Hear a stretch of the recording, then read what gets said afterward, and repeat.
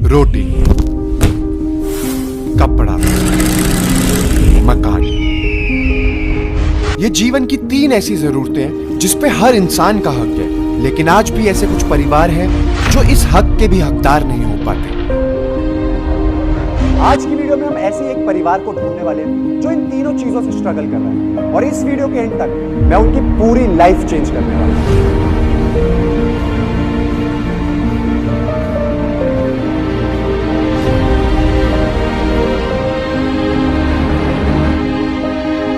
तो मैंने अपनी टीम को भेजा दिल्ली के ऐसे इलाकों में जहां लोग हर इन जरूरतों के लिए लड़ रहे हैं।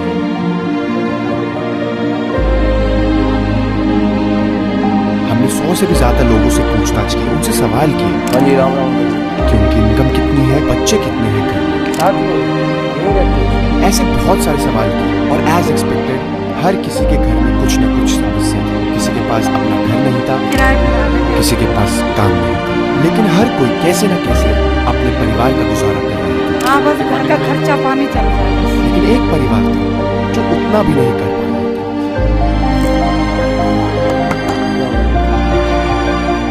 आपके घर में कौन कौन क्या बात है? लोगों के घर में झाड़ू बहुत करते हैं। और हस्बैंड? हस्बैंड मजदूरी करते हैं। मेरा नाम बिन्ने है जी, मैं मजदूरी करता हूँ। मेरा नाम सविता है और लोगों के घर में काम करती हूँ, झाड़ू बर्तन का। ये है विनय और सविता और इनके 2 बच्चे मोहित एंड मोंटी। ये खेती और दूसरों के घर में काम करके अपना गुजारा करने की कोशिश कर रहे थे। इनके इतनी बुरी हालत है कि 2 वक्त का खाना तक नहीं अफोर्ड कर पा रहे। अपने बच्चों को गरीब उससे पढ़ा रहा हूँ, मकान किराए पे ले रखा है। बच्चे स्कूल में जाते हैं और मास्टर स्कूल में से भगा देते हैं। बच्चे रोते घर आते हैं कि फीस जमा नहीं हो रही, आप अपने घर जाओ। बाजी बेर मास्टर भी ये कहते हैं, चलो भाई आगे मत आना, तुम्हारे मन पर फीस नहीं बनती है। मैं 5-6 हजार रुपये कमाती हूँ महीने के, लोगों के घर में काम करके। किराया बाजी बेर लिगड़ जाता है, बाजी बेर नहीं लिगड़ता है तो मकान वाले ये कहते हैं तुम लिगड़ो यहाँ से। कभी कभी इतने पैसे नहीं होते हैं कि सब्जी भी ला के हम घर में बनाए। आज टाइम तो बच्चे भूखे सो जाते हैं। इनकी कहानी सुनते ही मैंने ठान लिया इस परिवार की मदद तो करनी ही होगी, और सबसे पहले इनको जरूरत थी एक घर की। एक घर सिर्फ एक छत नहीं होती, ये एक ऐसी जगह होती है जहाँ पर 4 लोग मिलकर परिवार बनाते हैं, सपने जीते, खुशियां बांटते हैं, दुख में आपस में खड़े होते हैं। पर जब मुझे पता चला कि ये परिवार काफी टाइम से रेंट के लिए स्ट्रगल कर रहा है, लैंडलॉर्ड इनको काफी ज्यादा परेशान कर रहा है, तो मैंने डिसाइड करा क्यों ना सबसे पहले इनको खुद का घर दिया जाए। हाँ, I know it's gonna be a lengthy process, बहुत मेहनत लगेगी, बहुत पैसे लगेंगे, बट तो लग जाते हैं घर की तलाश में। जासूस कई दिनों तक बहुत सारे प्रॉपर्टी डीलर से बात करता है।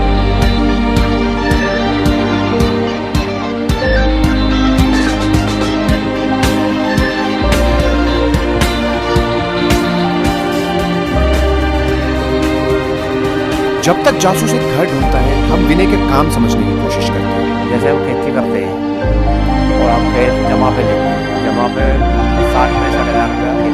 तो विनय जी ने हमारे को अपना काम समझाया, जिससे हमें पता चला कि वो एक लैंड पर खेती करते हैं साल में 3 बार, और अगर उस खेती से वो अपने लैंडलॉर्ड को प्रॉफिट कमा के देंगे तो उसमें से कुछ हिस्सा उनको मिलता है, और अगर उस साल में कोई प्रॉफिट नहीं होगा तो उनको भी कुछ पैसा नहीं मिलेगा। और ऐसा होता है, बहुत बार साल में ऐसा होता है कि वो अपने लैंडलॉर्ड को प्रॉफिट नहीं कमा के दे पाते क्योंकि खेती खराब हो जाती है, एंड जिस चक्कर में उनको कुछ पैसा नहीं मिलता। तो हमें मुश्किल से वही 1000-1200 रुपये महीने के बाजी भी महीने के पड़ते हैं, तो मुश्किल से ही खर्चा ही चलता है बाजी। इतनी कम इनकम के बाद खाना ही मुश्किल से बन पाता है, उसमें परिवार की सेहत तो भूल ही जाओ, क्योंकि सविता ने हमें बताया कि उनकी कमर में एक गांठ है जिससे वो पिछले 7 महीने से परेशानी में। तो अभी दर्द है या नहीं है, मतलब गांठ में? दर्द है, दिक्कत है। तो कितने मांग रहे हैं पैसे डॉक्टर? 35 हजार रुपये मांगे थे डॉक्टर। तो बस इनके इलाज की जिम्मेदारी भी हमने उठाई। हमने कई हॉस्पिटलों में पूछताछ करी और फाइनली एक हॉस्पिटल जल्द से जल्द उनके इलाज करने के लिए तैयार हो गया।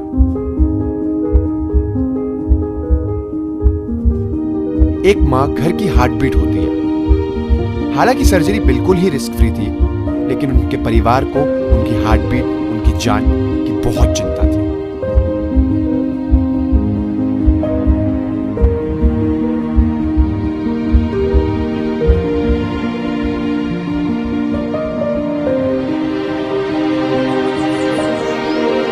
कैसे हो आंटी जी? खुशी है अब नहीं है? देखो हमारे को जब पता चला था आपकी बीमारी का, तो हमारा ये था कि चाहे प्रॉब्लम छोटी हो पर जिंदगी भर का आराम मिल जाए आपको इससे। हाँ जी, आपने तो अच्छा ही करा हमारे। ये बस एक चीज़ और है आपके लिए लाना है। एक तोहफा है हमारी तरफ से आपके लिए। ये हमारे भाई की अभी एंगेजमेंट हुई है और हमारे घर में थोड़ा खुशी का माहौल था, तो मैं कहा थोड़े से ड्राई फ्रूट आपको भी दूँ, जिससे आप खाओ पियो इंजॉय करो, एकदम सेहत आपकी बढ़िया हो जाए। अब बस आप एकदम जल्दी फिट हो जाओ, क्योंकि जो आपकी सेहत है वो हमारी सबसे बड़ी चीज़ है। ठीक है आंटी, ध्यान रखो आप। मैं निकलता हूँ। सविता जी की सर्जरी के बाद परिवार में मानो खुशी वापसी आई थी। उनके चेहरे की मुस्कान लौट रही थी, इनकी आंखों में एक उम्मीद थी।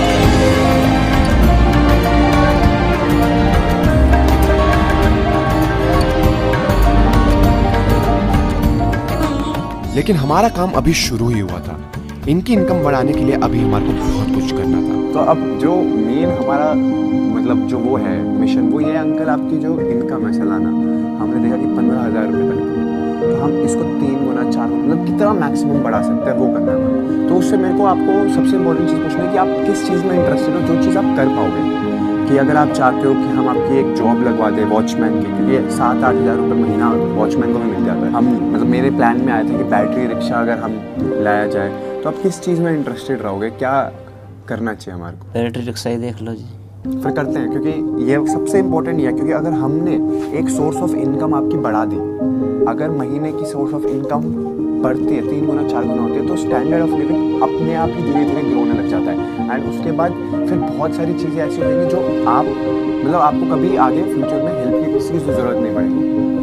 तो आप अपना मन बनाओ इस चीज़ पे, हम और हमारी टीम इस पर पूरा वर्क करना है। जब तक हम डिसाइड करते कि विनय जी की इनकम बढ़ाने के लिए बेस्ट सोर्स क्या है, हम पहुंच गए बच्चों के स्कूल। ओके गाइस, तो अब हम आ गए मोंटी और मोहित के स्कूल।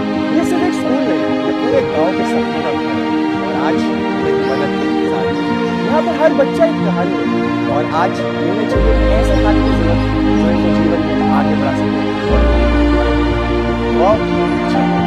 हेलो, कैसे हो? ये सारी कौन सी क्लास के बच्चे हैं? पर मैं आपका बिग फैन हूँ। मैं आपका भाई हूँ। देखो मैं पढ़ाई नहीं डिस्टर्ब करना चाहता तुम सबकी, आराम से बैठो पढ़ाई करो। मोंटी और मोहित का है, ये रहा मोंटी तो ऊपर है, मोहित यहाँ पर है। तुम पढ़ाई करो, मैं बस टीचर जी मोंटी और मोहित आ जाओ सर। चलो मैं आपसे थोड़ी देर में मिलता हूँ, ठीक है? रिसेस पे ब्रेक होती है ना, ब्रेक ना आ जाओ। पढ़ाई हर बच्चे का सपना हक, और ये हक कभी भी रुकना नहीं चाहिए। इसलिए हमने डिसाइड करा कि हम इस परिवार के बच्चों की 1 साल की पूरी एजुकेशन फीस भरेंगे। हेलो सर, हेलो, धन्यवाद। बैठो सर, बैठो आप बैठो। आप मत खड़े होइए, आप बड़े हैं, हम ऐसे मिलना चाहिए आपसे। कैसे आप सर? ठीक है सर, ये 2 लड़के हैं मोंटी मोहित, ये हमारे को काफ़ी ज़्यादा पसंद आए हैं और हम चाहते हैं हम कुछ मदद करी जाए। आपके हिसाब से पढ़ने में कैसे हैं दोनों बच्चे? पढ़ने में अच्छे हैं। इनका फीस स्ट्रक्चर कैसे होता है, क्या है क्या नहीं? फीस स्ट्रक्चर इनका जी 800 रुपये महीना। 800 रुपये महीना दोनों का? दोनों का। तो हमने डिसाइड करा कि हम इन दोनों की 1-1 साल की फीस भरेंगे, ताकि मतलब मुझे ऐसा लगता है कि जब कोई इंसान किसी की फीस भरता है तो वो उनको उनके भविष्य को एक अच्छे राह पे डालने के लिए 1 साल के लिए एटलीस्ट सिक्योर कर देता है। मतलब वो मेरा प्लानिंग है इन दोनों को लेकर। ठीक है जी, बहुत अच्छा है। बच्चों की फीस भरने के बाद प्रिंसिपल सर ने हमसे एक रिक्वेस्ट की। देखो जी, स्कूल में आप इनकी मदद की आपने, बहुत अच्छी बात है। लेकिन हमारे जो सारे बच्चे हैं वो जहाँ पे इसमें बैठते हैं, इस बिल्डिंग में जैसे भी बैठाते हैं, इनको पढ़ाते हैं, उन सभी को ही सहायता मिल जाएगी बिल्डिंग के हिसाब से। तो प्रिंसिपल सर की रिक्वेस्ट के बाद मैंने टीचर्स और बच्चों से बात की कि मैं ऐसा यहाँ पर क्या कर सकता हूँ कि बच्चे चैन से पढ़ें। क्या नाम है आपका? मानसी कौन सी क्लास में? नर्सरी में। आज क्यों बच्चे हैं यहाँ पर? सबसे बातचीत करने के बाद एक परफेक्ट चीज मुझे मिली।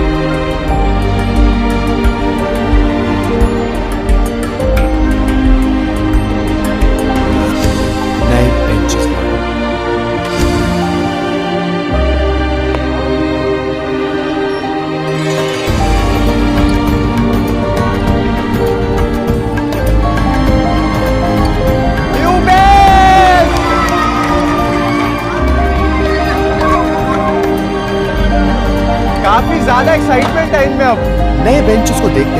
बच्चे के चेहरे पे एक बड़ी सी मुस्कान थी। सब बच्चे बहुत खुश थे। यार ये काफी ज्यादा खुश है और मुझे पता है इनको देख के बहुत ज्यादा खुशी हो रही है। तो देखो अब हमारे पास नए बेंच आए हैं, है ना? तो नए बेंच आए तो पार्टी तो बनती है। Let's party with them, let's go, let's go. उससे पहले हमें पता चला कि आज यहाँ एक बच्चे का बर्थडे है, तो मैंने सोचा सेलिब्रेशन तो बनता है ना बॉस। हमें पता चला आज इसका बर्थडे है। नाम बता सबको। फैजान कितने साल का हो गया है? 8 साल का। तो गाइस फैजान 8 साल का हो गया, तो हमने सोचा उसका बर्थडे सेलिब्रेट करना चाहिए। तो आओ केक काटे।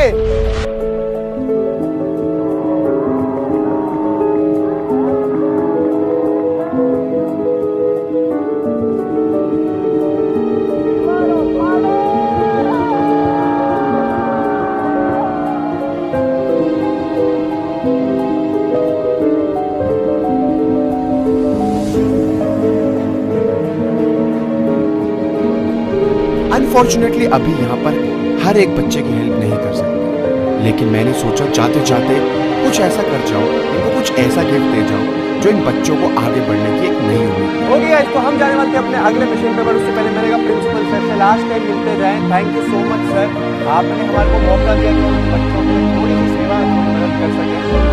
Thank you so much. हमारे सभी बच्चे की ये आपने हमारे को आइडिया दिया सर।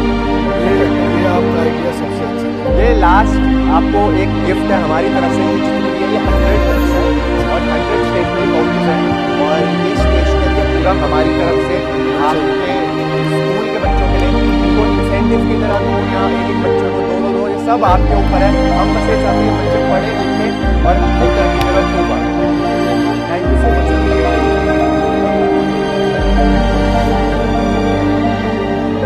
तो गाइस सब्सक्राइब करो, जल्दी जल्दी सब्सक्राइब करो, ताकि हम मोंटी और मोहित जैसे और भी बच्चों की हेल्प कर सकें। इस बीच 1 महीने प्रॉपर्टी डीलर से बात करने के बाद जासूस को एक परफेक्ट प्लॉट मिल गया था। जी, अब मैं आपको वहाँ से दिखाते दिखाते मैं यहाँ पर भी लाया हूँ। ये 100 गज का प्लॉट है और बहुत ही अच्छी लोकेशन का है। वैसे मेरे हिसाब से आप इसको फाइनल कीजिए, क्योंकि मैंने आपको कई सारी चीज़ें दिखाई हैं, पर मेरे को सबसे ज़्यादा अच्छा यही लग रहा है। बाकी देखो पैसे आपने देने हैं, जो आप ठीक है कि मेरा काम दिखाने का है। तो बस अगले ही दिन उनकी पेमेंट और सारे पेपर वर्क करके इस फैमिली के अपने घर की कंस्ट्रक्शन शुरू करना था। तो सीमेंट पता करने के बाद अब मैं आ गया हूँ रेती और बजरी पता करने के लिए कि हमें किस रेट में मिलेगी, क्योंकि हमें घर बनाने के लिए चाहिए रेती, बजरी, ईंट और सीमेंट।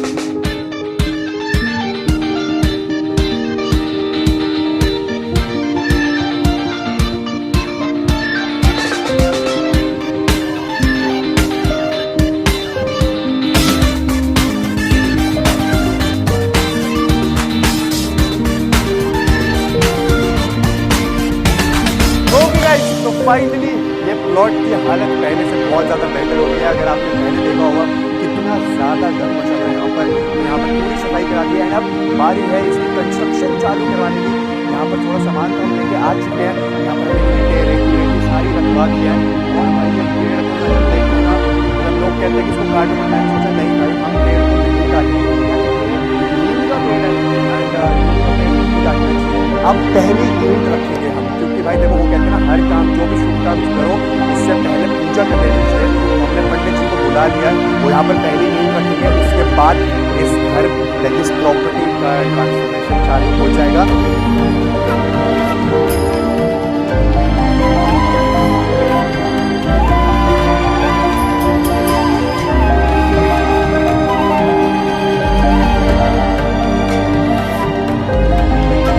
इनके इस सरप्राइज को तो अभी टाइम लगेगा, उससे पहले मेरे पास एक और बड़ा सरप्राइज था।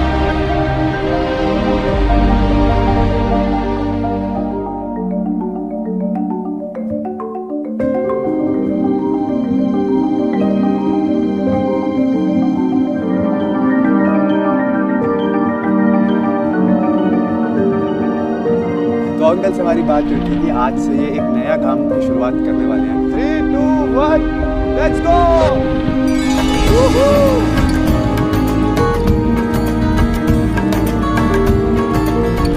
कैसा लग रहा है? नया ई रिक्शा, बैटरी रिक्शा हम लेके आए अंकल के लिए। आपने पहले ही बहुत कर दिया भाई। अरे अंकल अभी तो बस शुरुआत है, बहुत चीजें करनी है हमको आपके लिए और बहुत कुछ कर दिया पहले। विनय जी अपने ई रिक्शा को देखकर बहुत खुश थे। उन्हें अपने परिवार की सब प्रॉब्लम का एक सॉल्यूशन दिख रहा था, इसलिए उन्होंने डिसाइड किया कि आज से ही वो रिक्शा का काम शुरू कर देंगे।